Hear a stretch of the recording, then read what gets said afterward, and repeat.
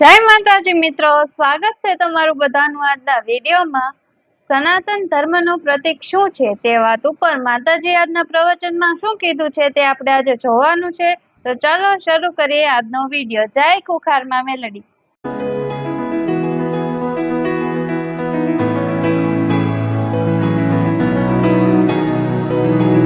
જય માતાજી। ભૂલનો અવતાર લઈ અને પૃથ્વીની રક્ષા કરી હતી। હિરણાક્ષ નામના રાક્ષસે સમુદ્રમાં એ પૃથ્વીને ડૂબાડી દીધી હતી। તેમાંથી ભગવાને વરા અવતાર લઈ અને એનું રક્ષણ કરી પૃથ્વી બહાર કાઢી હતી, રાક્ષસનો નાશ કર્યો હતો। એ વરા અવતાર ભગવાને લઈ આજે આપણા માટે ભૂંડે પૂજનીય કહેવાય, ઉદેડો પૂજનીય કહેવાય। કાગડો શનિદેવનો, કાગડા ના મરાય નકર શનિ રૂઠે, આવું તો ખબરો છો ને તમે? મોગલોએ બહુચરાજીમાં બહુચરના કુકડા ખાધા હતા અને પેટમાં બોલાડ્યા હતા। આવો ઇતિહાસ બોલે છે ને। રાજા ખિલજી હતો મુસલમાન, ખબર છે ને? તો એના પેટમાં કુકડા બોલાયા હતા, એવો ઇતિહાસ છે। તો દરેક માતાજીએ, દરેક ભગવાને કંઈક નું કંઈક વાહન લઈ લીધું। જો ગાય તો ધર્મનું પ્રતીક છે, એ તો પૂજનીય સજ, એ તો 33 કોટી દેવતા બધાય ગાયમાં વાસ કરે, ગાય માતા તરીકે પૂજાય। પણ નંદી આખલો એ મહાદેવે લઈ લીધો છે। આ શું ખોટું?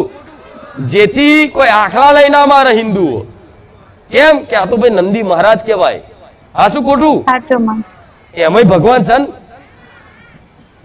ખિસકોલી રામે લઈ લીધી, આજે કહેવાતું હશે ખિસકોલી ના મરાય, રામ ભગવાન હોના નહીં આલવી પડે।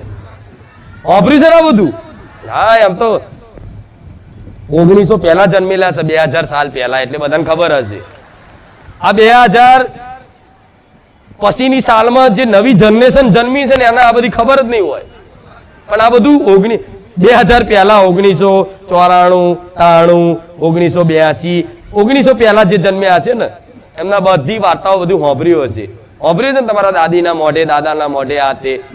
તો ભગવાને એટલે આટલા બધા રૂપ ધારણ કર્યા, માતાજી એટલે આ બધા રૂપ ધારણ કર્યા કે કંઈક ના કંઈક લીલા કરી, કંઈક ના કંઈક રૂપ ધારણ કરી અને કંઈક ને કંઈક જાનવરો પોતાની સવારી બનાવી, જેથી આવા જાનવરોની સવારીથી, પ્રતીકથી કોઈ હિન્દુ ધર્મના દેવી દેવતાઓ, ભગવાનને માનવા વાળા આસ્તિક ભક્તો ક્યારેય આવા જીવોને મારે। બધી જગ્યાએ ભગવાનનો વાસ છે, આત્મા રૂપી પરમાત્મા કહે છે ને, એ જીવમય છે જ ભગવાન, એ આખલામય છે ભગવાન, એ ખિસકોલીમય છે ભગવાન। હવે તમને એવું વિચારો મારી બધી જગ્યાએ ભગવાન હોય તો હારો અમુક વાર આખલો તો મારી ચમ દે છે અમને, એવું થાય। હા તો કહું એનો દાખલો હાલું તમને। તમારો જે પ્રશ્ન ઉઠે એનો જવાબ છે મારી જોડે। મારી બધામાં ભગવાન છે, વાત સાચી છે।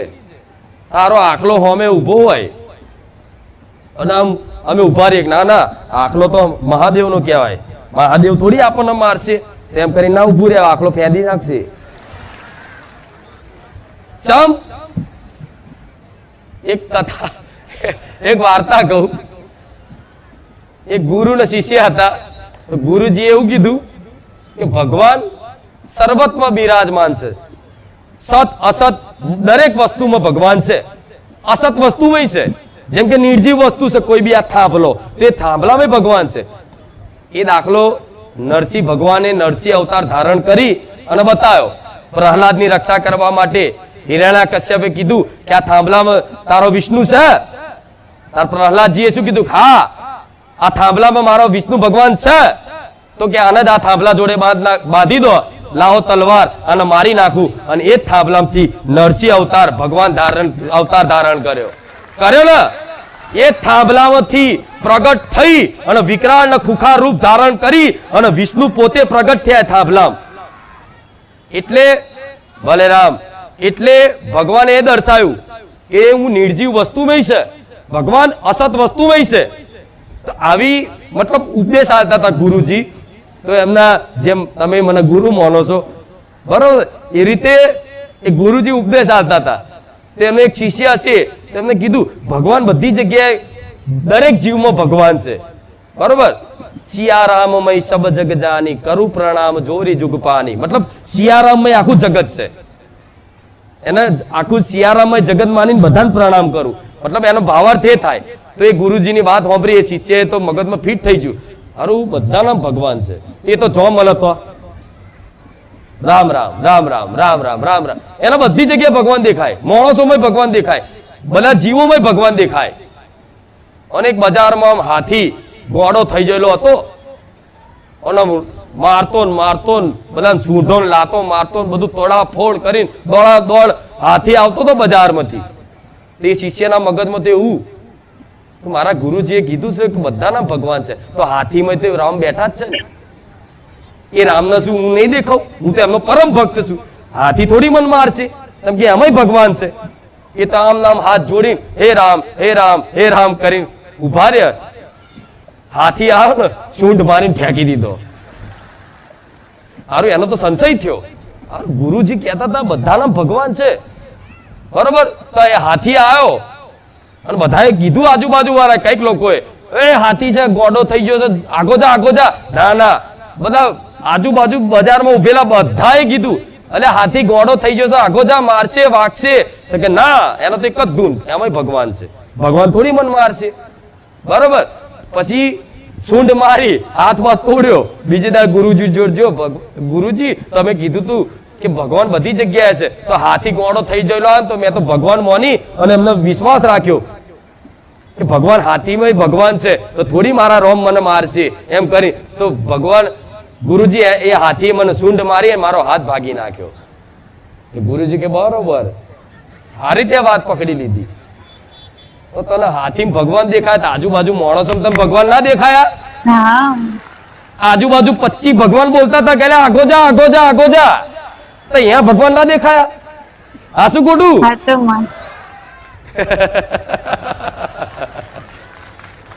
આજુબાજુના જેટલા બી માણસો હતા એનામાં રામ બેઠા હતા, તે હો રામ બોલતા હતા, એ આગો જા, હાથી ગોળો થઈ ગયો મારશે. તો તને અહીંયા ભગવાન દેખાયા? તા માણસો હો માણસ નો ભગવાન ના દેખાય જે ના પાડતા હતા કાગો જા?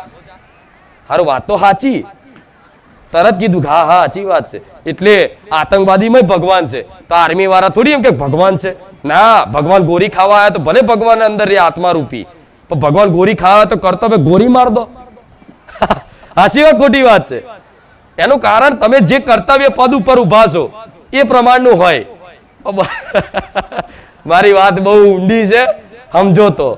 બધી જગ્યાએ ભગવાન કર દો તારા, તમે તો ક્યાં નાગ દેવતા આયા ખજાઓ, હાથમાં ના ચાલતા બચકું ભલ્યા છે. હા શું ખોટું? હા, એટલે મારે પાછું આવું કહેતા મારે 17 વાર મારા દાખલા હાલવા પડે.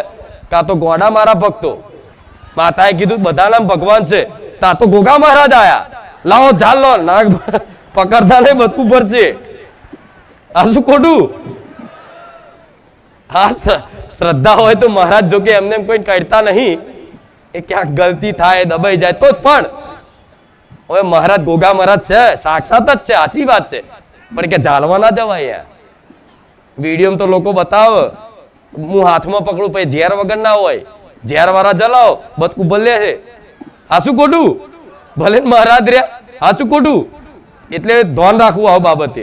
હું તો પાછી કાલ આવું કહું, બધી જગ્યાએ ભગવાન છે તારા, તમે તો કાલ વાઘ આવો તો ત્યાં આમાંય રામ છે, વાઘ થોડી ખાઈ જતા આગા જતો. હા, એ વાઘમાં રોમ બેઠા છે, તો બીજા રોમ આજુબાજુ ઉભેલા હશે ને, એ કહે છે કે આગો જ આવેલા વાઘ આવ્યો, તો પેલા એ જે વધારે બોલતા હોય ને એમનું સાંભળજો. હા શું ખોટું? મારી જો ઘણા જવાબ છે, કેમ કે મારી વાતનો અનર્થ ના ઉલટો મતલબ ના લઈ લે કોક. આ શું ખોટું? અને થાય પટેલ આવું ઉપદેશ આલતા પહેલા હું 17 વાર તમને સમજાવું કે કઈ રીતે શું હોય, તો એ પ્રમાણનું તમારે કર્તવ્ય નિભાવવાનું હોય. પછી ગાય કે આખલો કદાચ મારવા આવતો મારકણો થયો હોય તો ગાય માતા ને કે આઘા જતા રહેજો તો હાથ જોડી નકર નાખશે ઓમ એઠા. પછી કે મારી તમે કીધું તું ગાયમાં તો 33 કોટી દેવી દેવતા હોય તો ગાય ગોથું ચમ માર્યું? ત્યાં દેખાયા હતા, આજુબાજુ વાળા કહેતા હતા ગાય આયા આઘા જાવ તો ના જતું રહેવાય. ત્યાં ભગવાન માતા બોલતી હતી. ભલે રામ, મજા આવી? સાચું?